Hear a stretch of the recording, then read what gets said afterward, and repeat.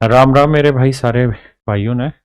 मेरे प्यारे बच्चों, आज दिल्ली पुलिस कांस्टेबल का पहला दिन था और मैं आज चैप्टर का रिव्यू आपको कराने जा रहा हूं। मैंने बहुत सारी वीडियो देखी यूट्यूब पे, अलग अलग टीचर्स अलग अलग सब्जेक्ट की अलग अलग लेवल पे इंपॉर्टेंस बताने जा रहे हैं और एक ही सब्जेक्ट के 5 टीचर और पांचों के रिव्यू अलग अलग हैं।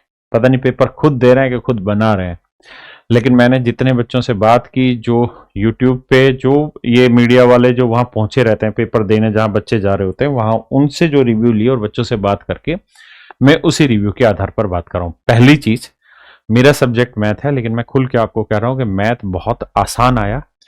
इजी टू मॉडरेट कह सकते हैं। मॉडरेट भी इसलिए कि 2 से 3 सवाल ऐसे थे जो मॉडरेट किस्म के क्वेश्चन थे, अदरवाइज सारे सवाल इजी थे। बहुत सारे तो ऐसे सीधे सीधे सवाल थे जिनमें स्क्वायर मतलब क्यों पूछा हुआ है, स्क्वायर पूछा हुआ है, जो मुझे बच्चों ने बताया। लेकिन हाँ, कुछ बदलाव जरूर हैं जिन बदलावों के बारे में आपको जानना चाहिए। मेरे प्यारे बच्चों, रीजनिंग एक ऐसा टॉपिक है जिसके अंदर सवाल बदले और रीजनिंग में सिचुएशन रिएक्शन टेस्ट के क्वेश्चन आ रहे हैं, जिसे हम एसआरटी बोलते हैं। जिन बच्चों ने एनडीए वनडीए की तैयारी की होगी उनके साथ एसआरटी के बहुत सारे क्वेश्चन पूछे जाते थे। और मजे की बात यह है कि रीजनिंग में आपके सभी के टीचर भरत सर वो क्या कर रहे थे, इस चीज को पहले से पढ़ा रहे थे, क्योंकि उन्होंने एडिक्यूटिव पैटर्न पे इस तरीके के चीजों का एनालिसिस कर लिया था कि रीजनिंग में क्वेश्चन आ रहे हैं। एक तो पैटर्न होता है जिसे हम बोलते हैं स्टेटमेंट और असेशन वाले क्वेश्चन, और एक होता है सिचुएशन रिएक्शन टेस्ट वाले क्वेश्चन। तो दोनों ही तरीके के क्वेश्चन आए, लेकिन पेपर आसान था। और जो आपने भरत सर की मैराथन वगैरह में देखा होगा, वहां इन्होंने इस टाइप के क्वेश्चन कराए थे, तो आप दिमाग से ये चीज तो निकाल दीजिए कि कुछ था मुश्किल। मुश्किल कुछ नहीं था, जिन्होंने नहीं पढ़ा होगा उनके लिए था।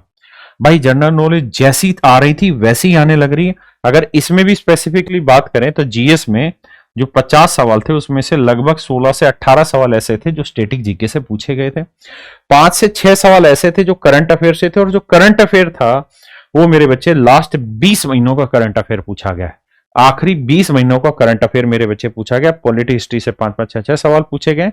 बाकी हम ये कह सकते हैं कि जीएस जैसा एडुकेटिव पैटर्न पे बन रहा है वैसा ही है, बहुत अलग नहीं है और बहुत आसानी है। मॉडरेट जीएस का पेपर था।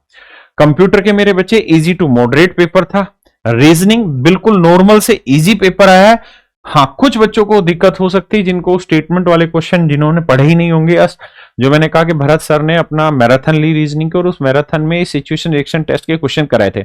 अगर आपने पढ़े ही नहीं है तो वो 2-4 सवाल आपको कभी मुश्किल लग सकते हैं, अदरवाइज रीजनिंग बहुत आसान थी। और मेरे बच्चे मैथ भी बिल्कुल आसान था। दूसरी सलाह मैं आप सबको यह भी देना चाहता हूं कि अब वक्त ये नहीं है कि आप रोज इन एनालिसिस वाली वीडियो में अपना समय गंवाते रहें, क्योंकि जितने भी टीचर ये एनालिसिस बनाने लग रहे हैं वो सारे के सारे टीचर पेपर नहीं दे रहे हैं। जो बच्चे पेपर दे रहे हैं वो जैसा बोल दे रहे हैं उसी के आधार पे बना दे रहे हैं। अब मान लीजिए किसी बच्चे को स्क्वायर की ट्रिक निकालनी ही नहीं आती तो कहेगा पेपर मुश्किल है। उसी को देख के टीचर बोलेंगे जी पेपर मैथ का मुश्किल आ गया।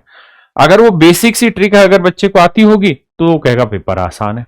तो मेरे बच्चे, कोई खास चीज नहीं है, जो आप पढ़ रहे हो जैसे आप पढ़ रहे हो बस उसी पे फोकस कर देते रहिए, कुछ नहीं है। मैथ में अगर मैं टॉपिक की बात करूं कि सर किस किस टॉपिक से सबसे ज्यादा सवाल पूछे जा रहे हैं, तो मेरे बच्चे रेशियो से सवाल ज्यादा आ रहे हैं, सिंपल इंटरेस्ट से ज्यादा आ रहे हैं। लेकिन हो सकता है कि आज सिंपल इंटरेस्ट से हो, कल कंपाउंड इंटरेस्ट से क्वेश्चन आ जाए, कुछ अलग थोड़ी है। टाइम एंड वर्क से सवाल है, परसेंटेज से, प्रॉफिट एंड लॉस से है, मेंसुरेशन 2D से है और 3D से।